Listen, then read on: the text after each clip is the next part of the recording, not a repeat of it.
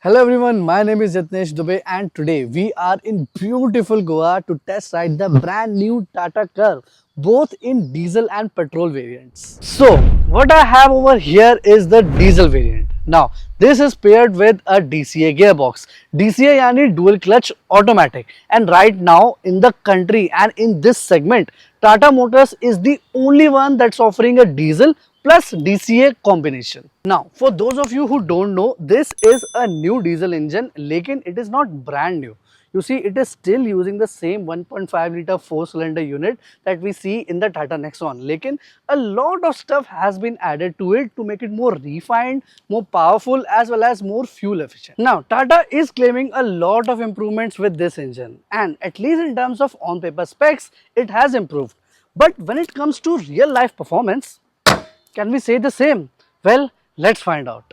So right off the bat, I can tell you that the 1.5 liter 4-cylinder engine is very smooth, and most importantly, it is very responsive. Like there is no point in the entire rev range where I feel like the power is missing. Those of you who have watched my Tata Nexon review video, they know what I am talking about. Like in that car, there was a good chunk of the rev range where there was such a horrendous lag, like you would press the accelerator pedal for 2 to 3 seconds and absolutely nothing would happen. Now that problem has been totally fixed in this thing. Just take a look.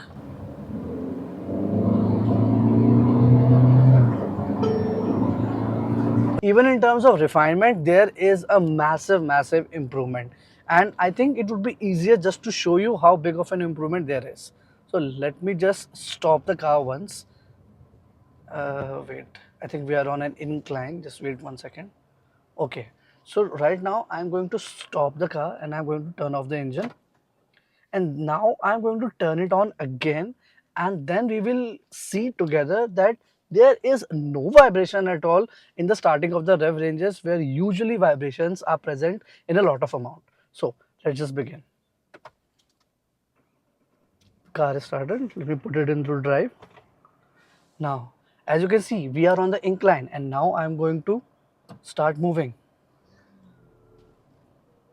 Just look, just look at the steering wheel. There are no vibrations at all. The engine is so responsive here. Even on the incline, the response was so good. It was so linear. Like Tata has taken every little bit of complaint that people had with the older 1.5 liter diesel engine, and they have sorted all of them with this one. Now let's talk about the DCA gearbox. Now Tata is pretty confident in the work that they have done on this thing, and I think I share their confidence as well, because this gearbox is refined. All right, this is very smooth and it is also very precise. Like the gear shifts are very smooth, and you will hardly ever notice when the gear shifts from one gear to another gear, which is a characteristic feature of the DCA gearbox, and I think Tata has nailed it in this one. But there is one very small issue over here, and that is gear shifts are happening at around 2000 rpm or more than that. Now in higher gears it is fine, but the same gear shifts also happen when you're in the first gear as well. So if you're stuck in a stop and go traffic situation, your car will take you all the way up to 2000 to 2200 rpm even in the first gear. So that kind of ruins the fuel efficiency. So to give you a very good idea of all the improvements and how they come together in real life, let me take you on a very steep incline in the Tata Curvv. At your front you can see that the road ahead is very steep, and now I am starting from a standstill, and let's see how good the Tata Curvv performs. Right now I am in sports mode, but let me just change that.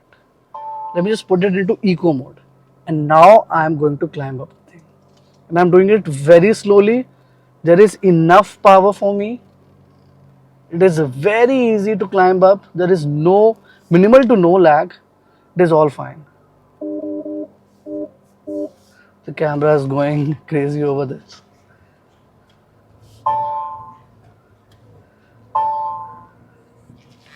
So yeah, like I said, there is enough juice to go around. Okay, so we have reached someone else's house, so it's better to take a U-turn from here. So one really good thing was that I was climbing at around 1500 RPM, which is like very smooth. Like I'm pretty sure that if you will drive the manual version with this engine, you are going to get a lot of power in the lower end, which is very nice. When it comes to the GDI petrol engine, Tata Motors has done a great job, especially in terms of refinement. Vibrations are almost completely eliminated in most areas, including the steering wheel and the gear lever. The overall ride is very smooth, and in most cases, you hardly feel that you are driving a 3-cylinder engine. However, the 3-cylinder engine does fall short in terms of tractability. At low speeds, you often need to work the clutch quite frequently to prevent the car from stalling. On inclined roads, I particularly noticed that the engine struggled a bit to deliver power in the lower rev ranges. That's not to say there hasn't been improvement, because there certainly has, especially when compared to the older Revotron motor. In terms of turbo lag, things have also improved, as there is now more power throughout the rev range. However, getting the car moving from a standstill or on an incline is still challenging. But despite this issue, everything else about the engine is fantastic. It's smooth and very quiet inside the cabin, although you will hear some noise when standing outside. The power delivery is more linear than before, with no noticeable gaps. This makes the engine more responsive. Is it as good as a 4-cylinder in the lower rev range? No. Is it far better than Tata's usual lineup of petrol engines? Yes. Is it even better than the Altroz Acer's turbo petrol engine? Absolutely yes. The gearbox has also seen improvements in terms of refinement, and it is relatively smoother than before. Is it as smooth as those in Japanese and Korean brands? No. But is it noticeably better than before? Yes. The clutch is one area where I feel things haven't improved as much as I would have liked. The biting point is still not very clear, and stalling often occurs, especially in second gear at slow speeds. In conclusion, the Tata Curvv not only marks a significant improvement in engine performance, refinement and efficiency, but also shifts Tata Motors' reputation from being known solely for build quality and subpar engines to a brand that now delivers both better engines and better build quality.